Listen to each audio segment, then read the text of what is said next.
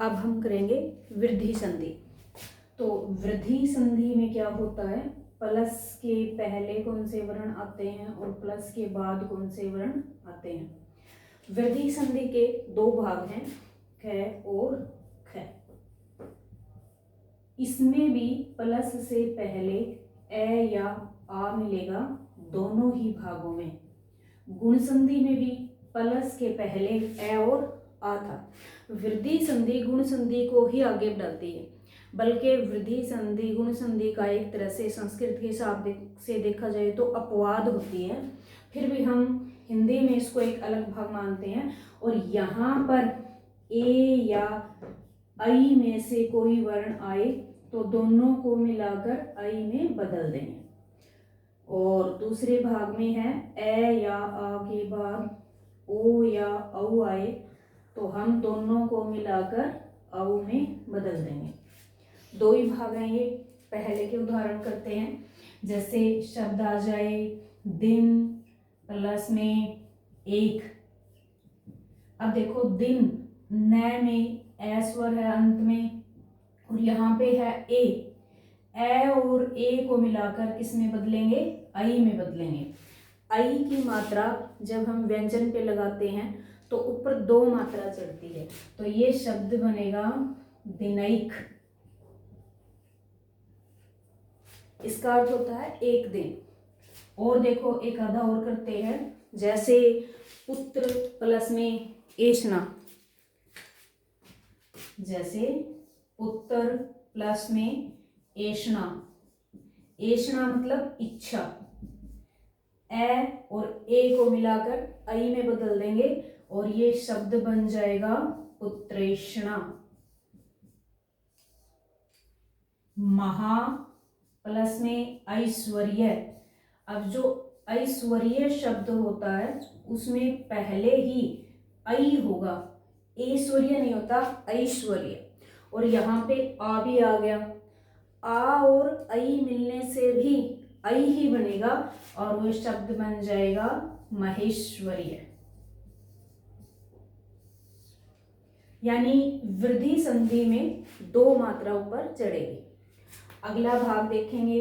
ए या आ के बाद ओ या औ आए तो दोनों को मिलाकर औ में बदलेंगे हम। जैसे जल प्लस में ओघ। ल में ए है और यहाँ ओ है, दोनों को मिलाकर औ में बदल देंगे और वो औ की मात्रा किस में लगाएंगे, ए में, ल में लगा देंगे। तो ये शब्द बनेगा जलौघ। और देखेंगे जैसे परम प्लस में औषधि। औषधि शब्द में पहले ही औ होगा, यहाँ पे ए और औ मिला के भी औ ही बनेगा और ये शब्द बन जाएगा परमौषधि।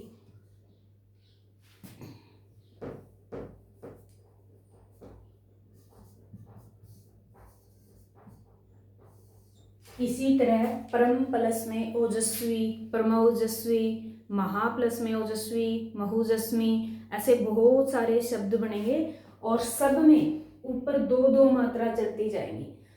गुण संधि में एक मात्रा चढ़ती है और वृद्धि संधि में दो मात्रा चढ़ती है। तो इस प्रकार हम देखते हैं कि गुण और वृद्धि ये दो संधियां एक ही पैटर्न को फॉलो करती है। यानी प्लस से पहले दोनों में ही ए या आ में से कोई वर्ण मिलेगा और बाद में बारी बारी से ई, उ, री, ए, ऐ, ओ, औ सारे स्वर आ जाएंगे। ए, ऐ, ओ, औ ये वृद्धि संधि के अंदर आएंगे। ई, उ, री ये गुण संधि के अंदर आएंगे। गुण संधि में संधि करते समय ऊपर एक मात्रा चढ़ेगी और वृद्धि संधि में संधि करते समय ऊपर दो मात्रा चढ़ेगी। तो अब हमने कर ली है गुण और वृद्धि संधि। साथ साथ इसके अपवाद भी कर लेते हैं। अपवाद क्या होते हैं? अपवाद वो होते हैं, अपवाद का मतलब होता है कलंक। एक तरह से ऐसे कुछ प्रश्न जो नियमों को ना माने, नियम तो लागू हो लेकिन उनको माने ना, अलग चले, वो होते हैं अपवाद। तो इसके बाद हम करेंगे गुण संधि के अपवाद और वृद्धि संधि के अपवाद। अपवाद स्वर संधि में दीर्घ संधि के भी होते हैं, जो हम स्वर संधि के करने के बाद कर लेंगे। गुण और वृद्धि के अभी कर लेंगे, ज़्यादा नहीं है। व्यंजन संधि में लगभग अपवाद नहीं है। तो अब हम करते हैं गुण और वृद्धि संधि के गुण के अपवाद, जैसे प्र प्लस में ऊठ। अब यहाँ हम देखें तो ए के बाद उ आया है, जैसे यहाँ ए के बाद उ, तो दोनों को मिलाकर किस में बदलना चाहिए? ओ में बदलना चाहिए। पर अपवाद है, नियम के अनुसार नहीं चलेगा। यहाँ पे गुण संधि ना होकर वृद्धि संधि होगी। बनना तो चाहिए था ओ, इतना बनना चाहिए था ये रोट, लेकिन 2 मात्रा चढ़ जाएगी, इसमें वृद्धि संधि हो जाएगी, इसीलिए ये क्या है? अपवाद है। जैसे अक्स प्लस में ऊहिनी, ए के बाद उ, ओ होना चाहिए था, लेकिन यहां पर भी वृद्धि हो जाएगी, 2 मात्रा बन जाएगी, और यहाँ न को भी न हो जाएगा। ये एक और नियम के अनुसार हुआ है, न को न। अपवाद सिर्फ यहाँ पे है कि ओ न होकर औ हो गया। न को अण क्यों होता है? कि जब किसी शब्द में री हो, रे हो या मूर्धन्य श हो और उसके बाद न जोड़ा जाए, तो फिर उस न को ण में बदला जाता है। तो इसमें कौन सा श मिला हुआ है? मूर्धन्य श मिला हुआ है, इसलिए इस न को किस में बदल दिया? अण में बदल दिया। अपवाद सिर्फ यहाँ पे है कि ओ न होकर औ बन गया। तो ऐसे ऊड आ गए यहाँ पे, ऊढ़ी, ऊह, ये सारे शब्द इसमें आ जाएंगे। और अक्सौ हिणी, री भी आ सकता है, जैसे सुख प्लस में रित, और यहाँ ये बनना चाहिए था सुखर्त, अर बनना चाहिए था, लेकिन यहाँ पे आ हो जाएगा, आर बन जाएगा ये, तो इसलिए ये वृद्धि संधि हो जाती है। वृद्धि संधि में ए या आ के बाद री आए तो आर बनता है। यहाँ पे हमने इसलिए नहीं लिखा क्योंकि हिंदी में ऐसे कोई उदाहरण मिलते नहीं हैं आर वाले, एक आधा कोई अपवाद में आता है, तो ये अपवाद में कवर हो गया यहाँ पे। तो ऐसे ये अपवाद है। यहाँ पे नियम तो चल रहे थे गुण के, लेकिन संधि कौन सी हो गई? वृद्धि। अब वृद्धि के अपवाद, जैसे कंठ प्लस में ओष्ठ, ए के बाद ओ, औ बनना चाहिए, लेकिन ये ओ ही रह जाएगा, कंठोष्ठ।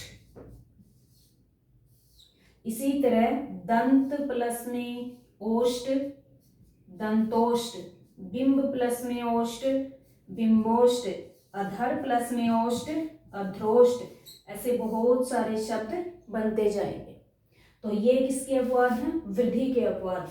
होनी चाहिए थी वृद्धि संधि, 2 मात्रा चढ़नी चाहिए थी, लेकिन अपवाद हैं इसलिए 1 मात्रा ही इस पे चढ़ेगी।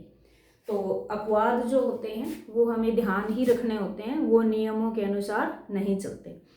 इसके बाद हम करेंगे यण संधि और अयाधी संधि। हम करेंगे अब यण संधि। यण संधि में क्या होगा?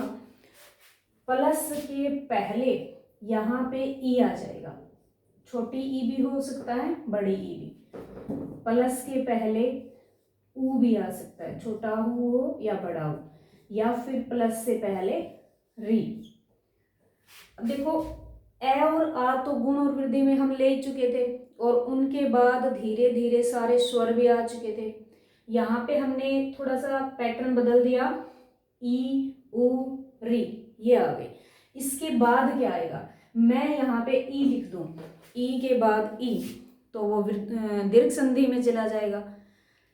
ई के अलावा कोई भी स्वर आ जाए, यानी ई को छोड़कर कोई भी स्वर आए, या फिर हम यहाँ लिख सकते हैं भिन्न स्वर आए। भिन्न स्वर, भिन्न स्वर का मतलब क्या होता है? ई के अलावा कोई स्वर आए तो फिर दोनों साइड मिलानी नहीं है, यहाँ पे ई को चेंज करना है य में, सिर्फ एक साइड बदलनी है हमें। इससे पहले जो संधि थी उसमें हमने किया था दोनों साइड को मिला के एक वर्ण में बदल रहे थे, वहां पे एकादेश हो रहा था, दो वर्णों को मिलाकर हम एक वर्ण में बदल रहे थे। यहाँ एक ई को ही बदलना है, बस ई को। उदाहरण पहले इसके ही कर लेते हैं। जैसे शब्द आ जाए गति प्लस अवरोध। अब यहाँ तय में कौन सा स्वर लगा हुआ है? छोटी ई, और उसके बाद है ए। ई के बाद कोई भिन्न स्वर है तो सिर्फ ई को बदलना है हमें, आधे य में। ई तय में से निकालेंगे तो तय आधा रह जाएगा और इस ई को बदल देंगे आधे य में।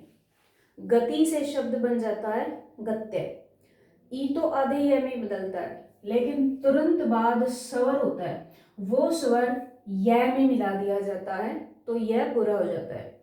यहाँ ए है तो ए ही मिलाएंगे, और जब किसी व्यंजन में ए मिलाते हैं तो वो सिर्फ हलंत हटाता है उसका। इसका हलंत हम हटा देंगे और बाकी जो बचे हुए हैं वर्ण वो लिख देंगे हम, तो ये शब्द बनेगा गत्यावरोध। कई बार गत्यावरोध बोल दिया जाता है इसका, जो कि गलत होता है। हम संधि कर लें अच्छे से तो हमारे जो अशुद्ध शब्द हैं वो भी साथ साथ शुद्ध होते जाएंगे। तो आज से हम गत्यावरोध नहीं गत्यावरोध बोलेंगे। इसी तरह शब्द है प्रति प्लस में एक। अब देखो ई के बाद ई के अलावा कोई भी स्वर है तो ई को किस में बदलेंगे? य में बदलेंगे, और ये शब्द बन जाएगा प्रत्यय। प्रति से बन गया प्रत्यय, और तुरंत बाद क्या है? ए। तो य पे किसकी मात्रा लगाएंगे? ए की लगा देंगे। यहाँ हलंत हटा दो और ए की मात्रा लगा दो। तो हम समझे कि य पे वही मात्रा लगेगी जो प्लस के बाद स्वर रहेगा। एक उदाहरण और ले लेते हैं। देवी प्लस में आज्ञा। यहाँ देखो बड़ी ई आ गई, आ गया तो भी कोई बात नहीं, छोटी बड़ी कोई भी हो सकती है। तो हम ई को बदल देंगे य में, दिव्य बन गया।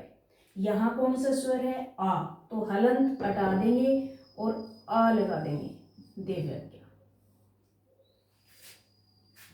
हम ऊ का भी देखते हैं। ऊ के बाद कोई भी भिन्न स्वर आए, यानी ऊ को छोड़कर कोई भी भिन्न स्वर आए, ऊ नहीं आना चाहिए। अगर ऊ के बाद ऊ आ जाता है तो वो दीर्घ संधि हो जाएगी, बड़ा ऊ हो जाएगा। ऊ को छोड़कर कोई भी स्वर आए तो ऊ को किस में बदलेंगे? हम व में बदल देंगे। ऊ को व में बदल देंगे हम। उदाहरण देखो इसके। साधु प्लस में इच्छा, और ये शब्द क्या बनेगा? साधु। ऊ के बाद ई आ गया तो ढ को आधा कर दो, ऊ को किस में बदल दो? आधे व में। ऊ से आधा व बन गया, पर तुरंत बाद क्या है? छोटी ई है, तो ये मात्रा लगा देंगे हम, हलंत डालेंगे और मात्रा लगा देंगे। छोटी ई की मात्रा से पहले कोई आधा वर्ण हो तो वो उससे पहले से ली जाती है। साधु इच्छा, साधु की इच्छा। एक आधा और देखो। अनु प्लस में ऐषण। अब देखो ऊ के बाद ए आ गया तो ऊ को बदल दो व में, ये हो गया अन्व। ए है तो अलंत इसका हटा दो और ए की मात्रा लगा दो, अन्वेषण। तो इस तरह बहुत सारे उदाहरण होंगे जिनको हम कर सकते हैं। हम ऊ के बाद कोई भी स्वर आए, ऊ को किस में बदल देंगे? व में बदल देंगे। आगे जो भी स्वर रहेगा वो व में हम जोड़ देंगे। तीसरा इसका भाग है री के बाद कोई भी भिन्न स्वर आए, यानी री के बाद री नहीं होना चाहिए, कोई भी स्वर हो तो री को हम बदलेंगे आधे र में। देखो ए या आ के बाद री हो तो ये गुण संधि होती है और इन दोनों को मिलाकर हम अर में बदलते हैं। ये गुण संधि में, यहाँ री बाद में होती है और यण संधि में री पहले आती है और ये सिर्फ री बदली जाएगी आधे रे में। उदाहरण देखो इसके, जैसे पितृ प्लस में आज्ञा। अब ये री है, री के बाद कोई अन्य स्वर है तो री को हम किस में बदल देंगे, आधे रे में। अब देखो तय आधा कर दिया, री को रे में बदल दिया, आगे शब्द है आज्ञा। एक बार हम लिख लेते हैं इसको, और ये हमने एक वर्ण किया होगा त्रय। त्रय जो होता है ये तय आधा रे के बाद स्वर, इससे बनता है। तो यहाँ पे जो मात्रा होगी वो रे के बाद आ जाएगी। मान लो यहाँ पे आ है तो यहाँ आ हो जाएगा। तो यहाँ देखो तय प्लस रे प्लस आ, इन तीनों को मिलाकर हम त्रा बना सकते हैं। तो ये शब्द क्या बनेगा, पित्राज्ञा। शब्द क्या बनेगा, ये पित्राज्ञा। एक उदाहरण और लेते हैं, मातृ प्लस में उपदेश। अब री के बाद उ आ गया तो हम करते हैं तय को आधा लिख लेते हैं, री को रे में बदल देते हैं। एक बार उपदेश शब्द भी लिख लिया हमने। अब तय प्लस रे प्लस उ, इन तीनों की जगह हम त्रु लिख सकते हैं। तो ये शब्द बनेगा मातृपदेश।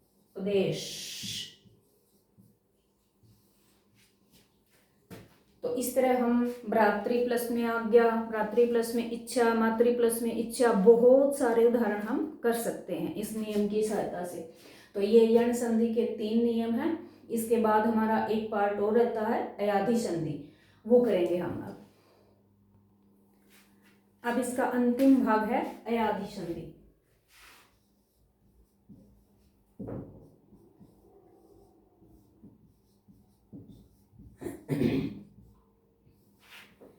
ई उ री, यहां आ जाएगा ए आई ओ औ। जैसे इसके 3 भाग थे वैसे ही इसके 4 भाग हैं। ए के बाद कोई भी भिन्न स्वर आए,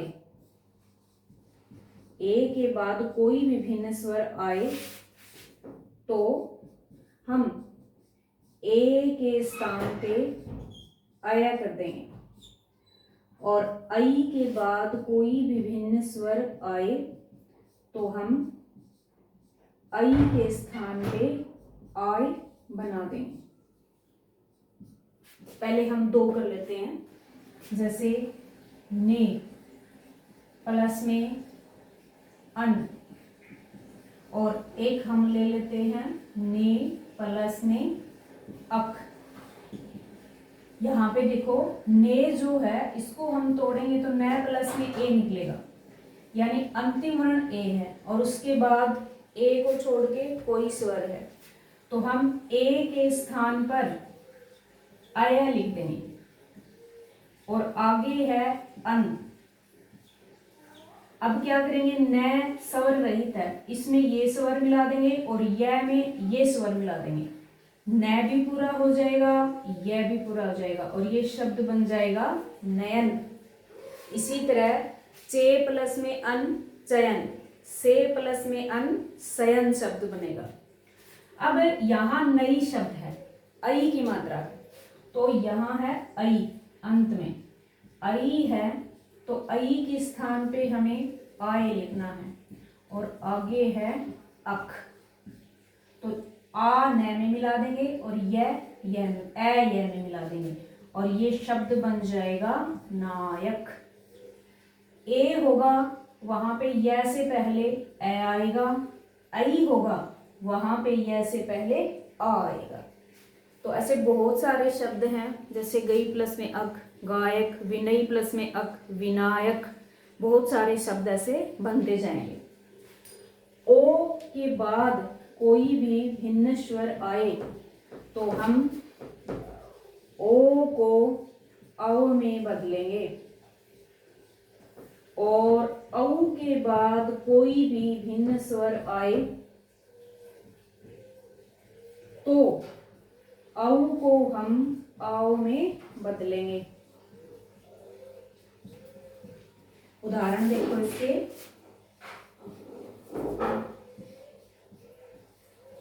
ओ प्लस में अन, और एक लिख लेते हैं औ प्लस में अन। ओ के बाद ए, तो पै को आधा लिख देंगे, ओ के स्थान पे अव लिख देंगे, और आगे अन दिया हुआ है, ये इसमें मिला देंगे, ये इसमें मिला देंगे, और हमारा शब्द क्या बन जाएगा? पवन। इसी तरह यहाँ पे देखो, यहाँ लिख लेते हैं पै आधा, औ की जगह पे आव लिख देंगे, आगे लिख देंगे अन, पै में आ मिला देंगे, वै में ए मिला देंगे, और ये शब्द बन जाएगा पावन। हम समझे पावन, यहां लिख देती हूं, दिखाई नहीं दे रहा नीचे, पावन। औ था वहां पे वै से पहले आ गया, ओ था वहां पे वै से पहले पै आ गया। इसी तरह हो प्लस में अन हवन, भो प्लस में अन भवन, बहु प्लस में अना भावना। बहुत सारे शब्द हैं जो ये स्वर संधि कंप्लीट हो गई है, इसके बाद हम थोड़ी प्रैक्टिस करेंगे, एक क्लास प्रैक्टिस की बनाएंगे हम। तो ऐसे हम चारों के चारों कर सकते हैं हम। यह और वह, यह किस में बनेगा? ए और ऐ में। वह किस में बनेगा? ओ और औ में। तो वह से पहले ए है तो ओ आएगा, आ है तो औ आएगा, और इसी तरह यह आ जाए तो पहले ये तो कन्फर्म है कि यह आया है तो ए और ऐ में से ही मिलेगा, वह आया है तो ओ और औ में से ही मिलेगा। तो इस प्रकार हम थोड़ी थोड़ी पहचान करके भी इन सबको कर सकते हैं।